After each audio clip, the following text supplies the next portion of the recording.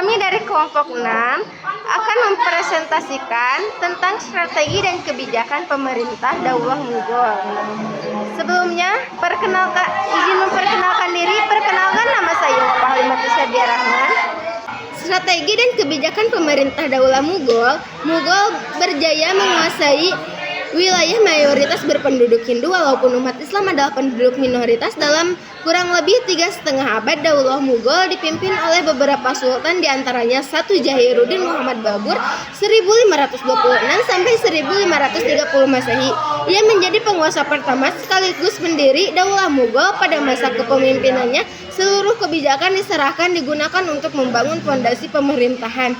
Awal kepemimpinannya, ia masih menghadapi ancaman pihak-pihak musuh, utamanya dari pihak Hindu yang dari awal sudah tidak suka terhadap berdirinya Daulah Mughal.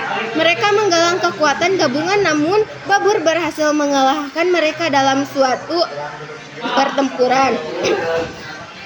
Dan di sisi lainnya, dinasti Ladi berusaha bangkit untuk kembalinya menentang pemerintahan Babur.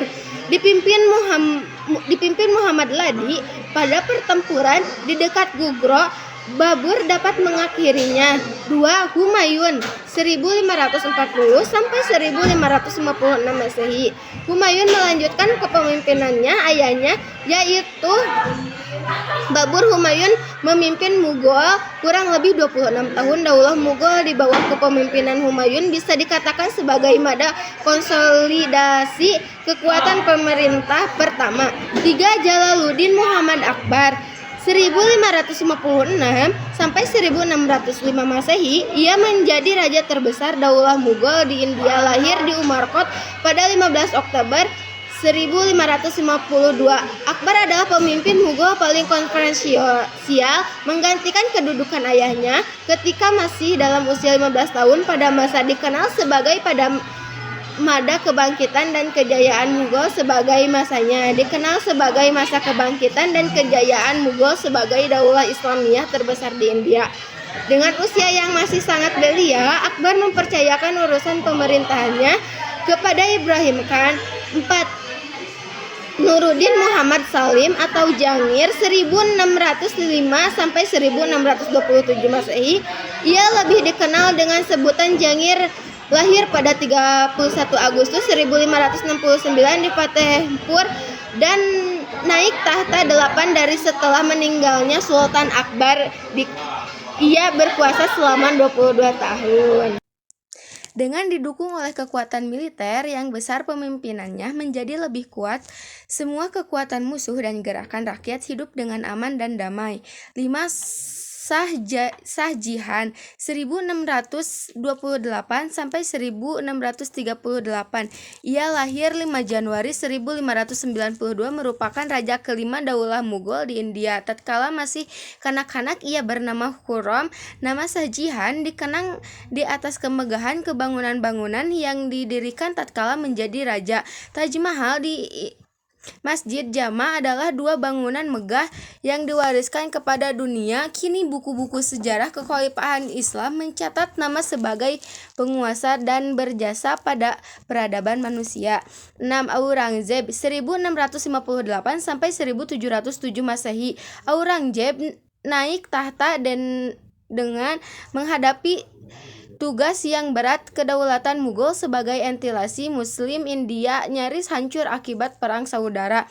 Maka pada masa pemerintahannya dikenal sebagai mada pengembalian kedaulatan umat Islam. Pada periode ini merupakan mada konsolidasi 2 kerajaan Mughal sebagai sebuah kerajaan dan sebagai negeri Islam. 7. Bahadur Shah 1707 sampai 1712 Masehi. Para pemimpin sudah Aurangzeb mengawali kemunduran dan kehancuran kerajaan Mughal sebagai lemah dan tidak mampu mengatasi kemerosotan politik dalam negeri.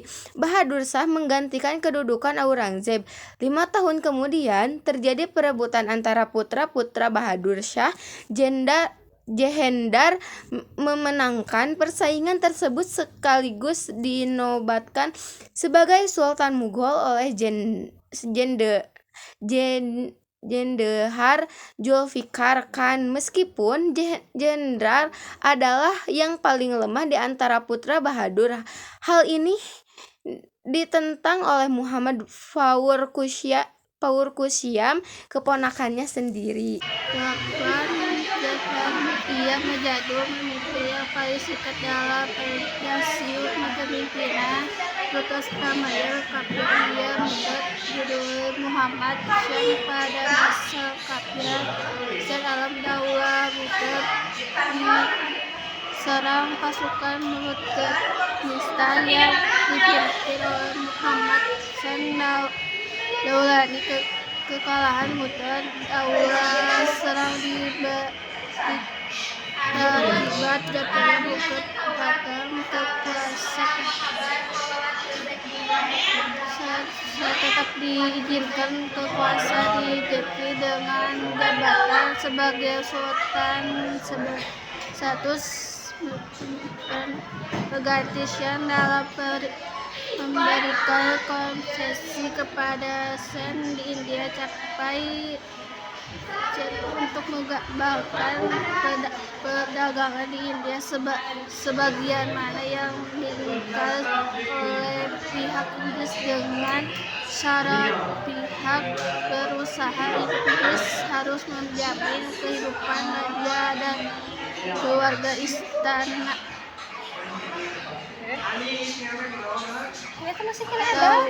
Bahadur Shah 107 Masehi ia mengganti Akbar menentang itu perjanjian yang telah disepakati oleh ayahnya. Hal ini menimbulkan konflik antara Bahadur Shah dengan pihak Inggris. Bahadur Shah Raja berakhir kerajaan Mughal diusir dari istana pada 150 Masehi. Dengan demikian terakhirnya kekuasaan kerajaan Islam Mughal di India. Sejak saat itu dihadapkan pada perjuangan untuk mempertahankan eksistensinya di bawah kekuasaan Inggris dan di tengah mayoritas umat Hindu India.